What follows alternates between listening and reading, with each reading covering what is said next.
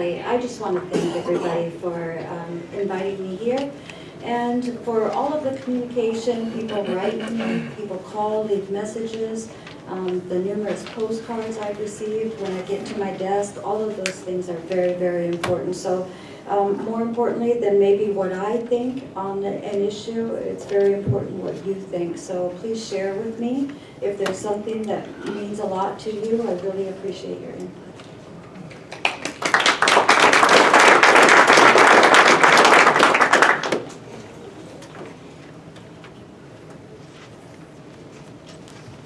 Okay, I'm just going to do a few more disjointed thoughts here because of some issues we didn't cover. For when I am, there is a bill, House Bill 1191, and that is going to conform with the federal bill on hemp. So if there's any farmers here interested in growing hemp, keep an eye on House Bill 1191. It also will change the criminal definition of marijuana to exclude hemp-based products. So that's an interesting one that I'm keeping my eye on. There's also a bill, House Bill 1236, if you know any families affected by autism and applied behavior analysis treatment, there's always, the question is, are we going to get our insurance companies to cover it? Sanford and Rivera have backed away again, and so we're going to have another discussion about that at the legislative level. You know, I hate to, just keep in mind when you look at the legislature, a lot of things, unfortunately, do happen because of the personalities involved in the history, and keep that in mind, particularly on the nepotism bill. You know, one of my disappointments in first coming to the Senate floor was that my first vote was on the Build the Wall resolution. So my first vote was about a campaign chant gone viral. Yeah. Besides that vote, I've also had to vote on sending a thank you card to our senators for voting for Judge Kavanaugh. I've had to vote on permitless concealed carry, which I do not agree with. Yesterday I had to vote on whether or not we should allow guns in the Capitol. Anyone, well, not just that, carrying concealed in the Capitol. And then finally I had to vote to prescribe a particular form that Planned Parenthood has to use when doctors deal with their patients. To me, the most important issues are education and Medicaid. And we've spent a lot of time on a lot of other warm up the base type issues. The first part of the session, I'm looking forward to really getting into the meat of some things now. Thank you very much for this opportunity.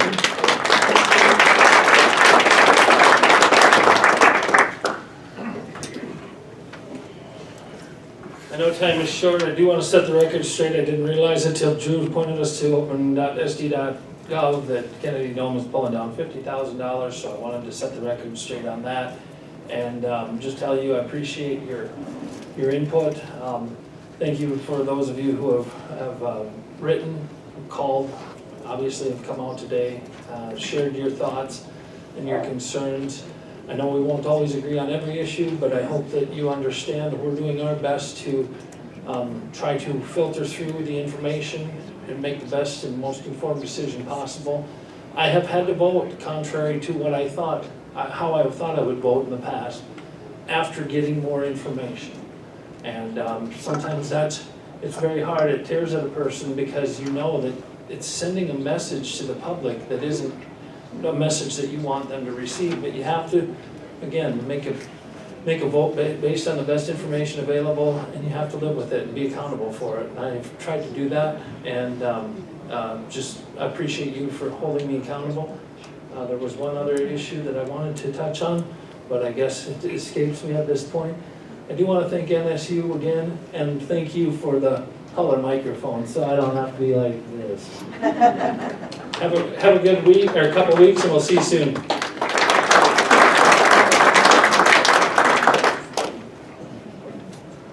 I too want want to thank you, all of you, for coming out. Very nice day, very good discussion. I will look forward to some of you coming out for the Aberdeen days. We welcome that, and hopefully we'll get some time to spend with you and get a chance to talk with you.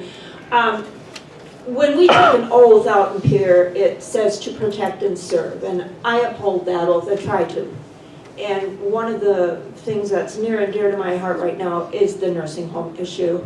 And I would hope that, you know, we could iron this out, maybe put some extra Medicaid dollars in there, extra state funds, because I can't think of anything harder than being an older person and having to be uprooted from your home and then going to a nursing home where you might know some people in your locale, and then all of a sudden you'll be thrust out into God knows where, you know. So very scary feeling for some of these elderly people. So please offer up your prayers and your thoughts and what we can do to overcome the travesty, because there's 19 in receivership now that haven't even formally closed.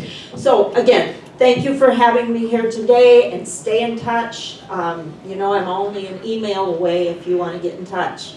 Appreciate it.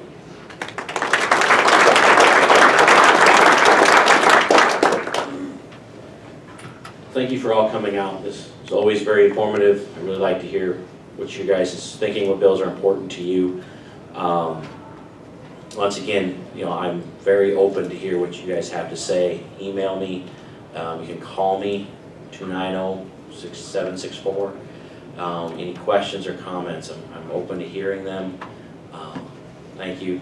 There is one bill that I forgot to mention earlier. 1079 went through Commerce and Energy. It's basically, they've been allowing for people to plumb their own houses that they're building for years, and someone read over the language and decided to interpret it differently. They can no longer, for a new house, plumb your own house with proper permits and all that. So that one I did sign on to, and has made it through committee. It'll be fun to see what it does in the House, and then of course we'll send it to the Senate. Once again, thank you for all coming out. Thank you for Northern for hosting this, and all the other sponsors. Have a good week.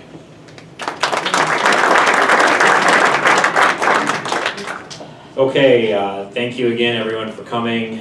I had a good time at this Cracker Barrel and then the Cracker Barrel on the radio yesterday with Carl. I want to thank Susan for bringing up the industrial hemp bill, because that's one that we didn't get to talk about that I think is a really important bill for our egg community. That's something that I'm a strong supporter of, and I hope to see that move forward.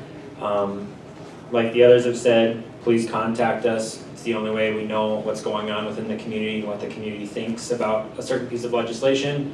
It really means a lot to me when people will call me or email me with their opinions on the bills. My email is drew.dennert@sdlegislature.gov. My cell phone is 252-1008. You can find that on the South Dakota Legislative website. That's all on there. So please reach out to me, and thank you so much again for coming, and we'll look forward to seeing you again at the next Cracker Barrel.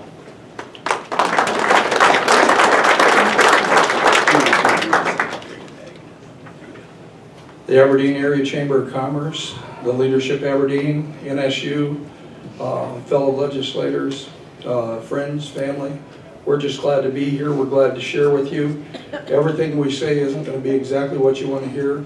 I don't think you really want to have legislators that just tickle your ears. I would think you want to have legislators that think and do things for you. And we're going to try to do the right thing as often as we can. We met last week recently with the South Dakota Future Farmers of America kids. One was from Groton and one was from Dolan at my table. We met with the South Dakota National Guard. These meetings are at 6:30 in the morning. So everything doesn't start, late in the day for us. It starts very early, and sometimes it goes late in the day. So we put in a lot of 14-hour days. We're not asking you to feel sorry for us. We just want you to know that we are out there doing what you want us to do. And we all campaign for these positions, so we're not going to complain about anything. But yesterday, Al and I went and visited with the state's attorney and visited about juvenile justice. And like Drew said, we went to the Don Briscoe show yesterday.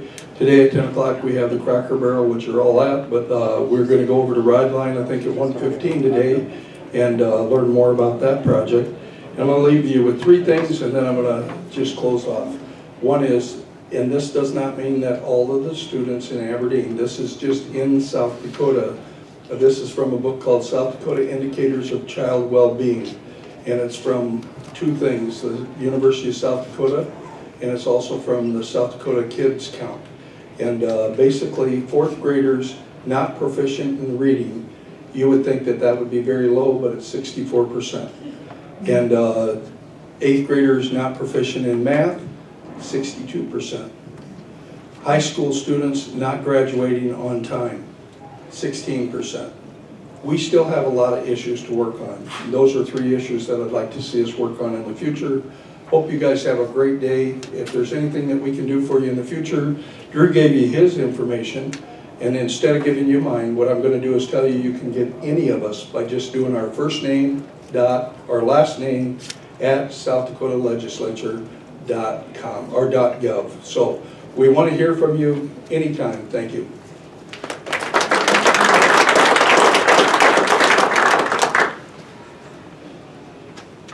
I thank everybody for coming, and I've been to many Cracker Barrels, and I knew a couple things were different today. One is that you may have noticed the room is turned around different. I like it, by the way. If you get any northern representatives, it makes nobody's behind the post and everybody's up close.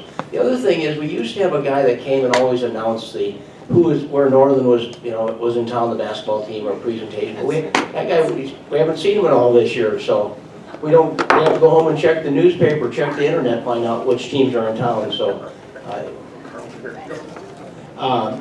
okay, a couple things. I put my cell phone on the website. I'm not going to read it to you now, but it's we serve you, therefore our cell numbers are available. We answer the phone. One of the things I've shared with a couple things is sometimes I'm rock solid and know exactly all the facts are on one side to a yes or a no. Sometimes there's a lot of facts on one side and there's a lot of facts on the other side, and I'm 49% convicted on one side and 51%, and I don't get to report that as a vote. I have to vote yes or no. So sometimes you come to me and you say, what were you thinking? Sometimes I'm rock solid. Sometimes, hey, I had to make a decision. I was awful close to the center, and that's what I did. One of the things I want to mention is turnover in the legislature. We get elected every 2 years. We have 105 legislators, and we lose approximately 30 legislators every 2 years. So the first 2-year term, this is the first year, so we've got 30 new people wandering around the Capitol trying to figure out where everything is. And we go a little bit slower the first year, and one of the things that's disappointing about losing it is we lose a lot of good legislators to that, to the turnover. And people leave because of term limits, they leave because of job opportunities, they leave because maybe something's going on in their life, but we lose 30 good people. This year, from our region, we've gained 3 good people. Caleb is new. He comes to the legislature with some great values, and I look forward to good accomplishments from him as he goes forward. Carl is perfectly suited for the job. He's been involved in the community, and he's got a nice personality. He doesn't offend very many people, so Carl's going to have a successful career. Over time he may, though, but up to this point he's been pretty kind and gentle. And the other one that, and I'm really enthused about, is Representative St. John from the only thing that I dislike is I always struggle with the St. John or St. James. Not St. John's, okay, get that right. But St. John is a wonderful voice for her district. I look forward to great things for her. She's reasonable, she's well-spoken, she's passionate about her issues, and I think she's going to be a rock star for the legislature. District 1, thank you.